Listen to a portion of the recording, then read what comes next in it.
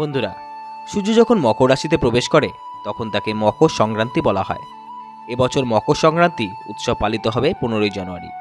আসুন জেনে নিই মকর সংক্রান্তি উৎসবের সাথে সম্পর্কিত বিশ্বাসগুলি সম্পর্কে।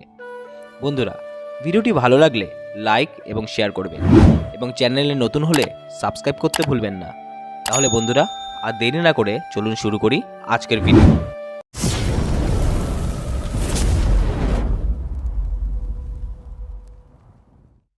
বন্ধুরা, মকর সংক্রান্তি হিন্দুদের একটি প্রধান উৎসব। জ্যোতিষশাস্ত্র অনুসারে এই সংক্রান্তিতে সূর্য মকর রাশিতে প্রবেশ করে এবং এই তারিখ থেকে সূর্যের উত্তরায়ণ শুরু হয়। হিন্দু শাস্ত্রে সূর্য দেবতার পূজার বিশেষ গুরুত্ব রয়েছে। জ্যোতিষশাস্ত্র অনুসারে উত্তরায়ণকে দেবতাদের দিন এবং দক্ষিণায়নকে দেবতাদের রাত বলা হয়েছে। মকর সংক্রান্তিতে সূর্যদেব ছেলে শনির সঙ্গে দেখা করতে যান। জ্যোতিষশাস্ত্রে শনিদেব হলেন মকর রাশির অধিপতি। সূর্য ও শনিদেবের একে অপরের সঙ্গে শত্রুতা রয়েছে, কিন্তু সূর্যদেব নিজে যখন শনিদেবের সঙ্গে দেখা করতে যান তখন এই উৎসবটি পিতা ও পুত্রের মিলন উৎসব হিসেবে পালিত হয়।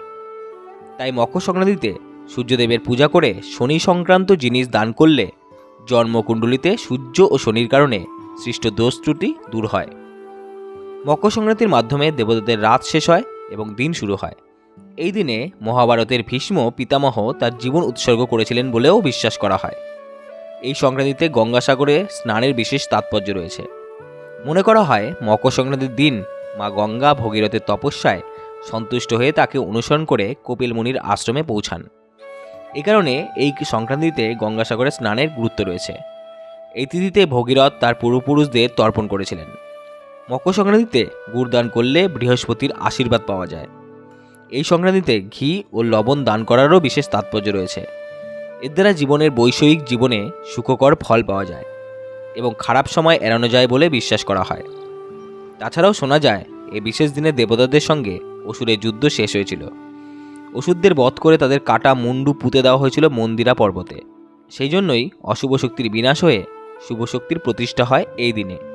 বন্ধুরা, ভিডিওটি ইনফরমেটিভ লাগলে কমেন্ট বক্সে আপনাদের মতামত অবশ্যই জানাবেন। তাহলে বন্ধুরা, এখন এই পর্যন্তই। আবার দেখা হচ্ছে নতুন কোনো ভিডিওতে। ধন্যবাদ।